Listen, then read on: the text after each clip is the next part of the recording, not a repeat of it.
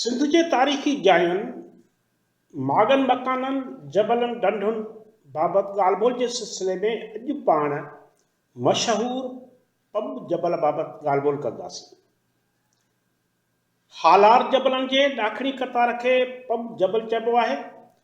जाग्राफियाई विर्छ मुताबिक़ हॉक्स बे खां 11 मेलनि जे मुफ़ासिले ते 7 जबलनि जी हिकु डिघी कतार शुरू थिए थी। जबल जी बीहक कुझु अहिड़ी अजीब सूरत जी आहे जो इहो पेर जे पब वांगुरु नज़र अचे थो। शायदि इन करे हिन ते इहो नालो रखियो वियो हुजे। ही जबल हक़ीक़त में को एॾो वॾो या ऊचो जबल न आहे। उन जूं चोटियूं 5 या 6000 फुट बुलंदीअ वारियूं आहिनि। अलबत हिन जबल जूं तराड़ियूं, ॾंडा ऐं गिरोक, छिपूं, छिकियूं ऐं गिरियूं, घट ऐं घेड़, लक ऐं लकियूं ॾिसण वटि आहिनि। वॾी ॻाल्हि जेका पब जबल सां लाॻापियल रही आहे इहा आहे भिट धणीअ जो पंहिंजे रिसाले में हिन जबल जो मुख़्तलिफ़ नमूननि सां अहवालु, जंहिं करे हिन जबल जो नालो परे परे ताईं पधिरो थियो ऐं इन जी गैर मामूली अहमियत में इज़ाफ़ो आयो आहे। पब जा के हिसा आबाद ऐं शादाब आहिनि, जिते झंगली मेवात जहिड़ोक आमरियूं, इंजीर, ॾाढ़ूं, फारहा ऐं गेदुड़ियूं वग़ैरह थियनि थियूं। समूरे जबल में नंढा वॾा 7 लक, आमरी, पबोनी, राहीक, शाह बिलावल, गंदबोए, लूंडकी ऐं वीराहोब आहिनि, जिन मां आम लंघ फ़क़ति 3 आहिनि, जिन जो मुख़्तसर ज़िक्र हेठि कजे थो। पबूणीअ वारो लक जेतोणीकि बुलंदीअ में हीअ टकरी सभिनी खां नंढी आहे, पर तारीख़ी एतबार खां वॾी अहमियत रखे थी, छाकाणि त कंहिं ज़माने में बलोच ज़ातियूं सिंध जे हेठांनि इलाइक़नि ते हिन लक खां ईंदियूं हुयूं, अची आबाद थींदियूं हुयूं। इन खां सवाइ देबल सां विणिज वापार बि हिन लक वसीले हलंदो हो। आमतरह हिन खे बलोचिस्तान जो वापारी गस करे छॾींदा हुआ। पशम, ॼांभो, चांवर, ॾास, सरेह, काठियूं, कपिड़ो, कणिक, खजूर, खलूं, गाह, गिह, माखी ऐं ॿियूं आम इस्तेमाल जूं शयूं हिन ई जबल मां कराचीअ जे मार्केट ताईं पहुचंदियूं हुयूं। पबोणीअ खे मशहूरी उन करे बि हासिलु आहे जो उन्हूअ खे संदसि भाउरनि ससुईअ खां छिनी जॾहिं केच तरफ़ नियो हो त इहे हिन लक खां लंघिया हुआ। ससुईअ खे सुबुह जो जीअं ई अहिड़े कलूर जी कल पई त पुन्नूअ जी तलाश में बंभोर खां निकिरी ऐं इहा ई वाट वठी ओछगारूं ॾींदे ऐं रड़ंदे आख़िर पबोणीअ जे लक में पुन्नूअ सां मिली ऐं हेकांदी थी। सिकंदर आज़म बि हिंदुस्तान जी काह खां मोटण वक़्तु पब लताड़े वियो हो। रस्ते वेंदे संदसि जेकी फ़ौजी फ़ौत थिया हुआ तिन खे उते ई दफ़नाए मथां निशानी तौरु गोल पथरनि जा मुनारा ठाहिया विया। मोहम्मद बिन कासिम जॾहिं देबल ते काह कई हुई त संदसि प्यादल अरब फ़ौज जो लंघ पिणु पब खां थियो।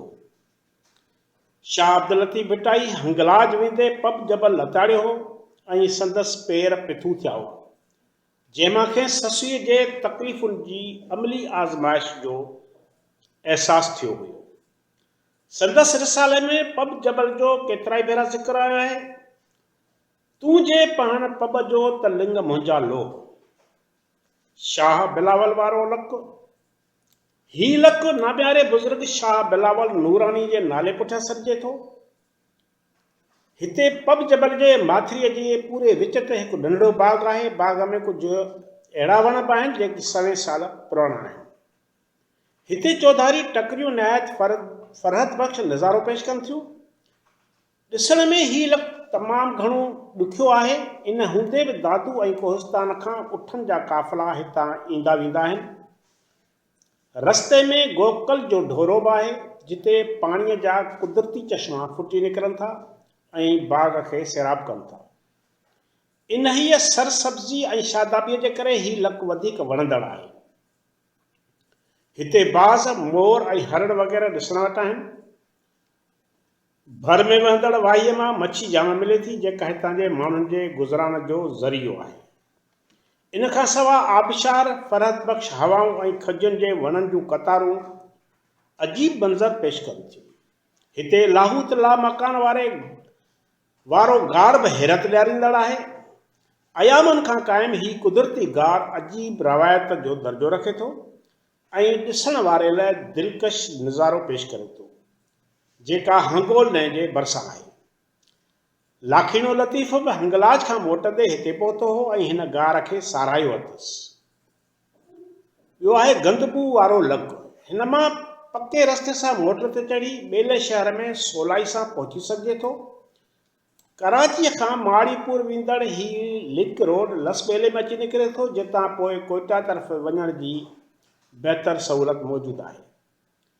हिन लक खे सियाहत जा शौक़ीन ऐं शिकारी घणो पसंदि कनि था। वाट में मौजूदु खॾूं मच्छीअ जो जजो मिक़दार मुहैया कनि थियूं। माण्हुनि जी आबादी बि हिन लक में कसरत सां मौजूदु आहे। मतिलब त पब जबल पंहिंजे मख़सूस तमदनी ख़वाह सक़ाफ़ती एतबार खां इनफ़रादियत रखंदड़ आहे ऐं पंहिंजी तारीख़ी वापारी हैसियत क़ाइमु रखियो अचे। कंहिं ज़माने में हिन जबल में वॾो वापारी चलतो ऐं सहांगाई हुई, पर अॼु इहो शान शौकत बरक़रार न रहियो आहे, सवाइ ओञाण ऐं किताबी ॻाल्हियुनि जे जेकी किताबनि में दर्ज आहिनि। पब जबल झंगली जानवरनि जो बथाण आहे। हिते चीता ऐं कारा रिछ बि रहनि था। हिते बरसातूं बिनिस्बत वधीक पवनि थियूं, जंहिं करे आबादीअ जा इम्कान वधीक आहिनि। सावणीअ जी सन्ही गूंद ते पोखूं तमामु भलियूं पचनि थियूं। चौधारी सावक ऐं सब्ज़ी हूंदी आहे। चौपाए माल ऐं ख़ासि तौर गोश्त जे खोट जे पूराए लाइ पब कराचीअ लाइ बहितर ऐं काराइतो इलाइक़ो आहे। महिरबानी।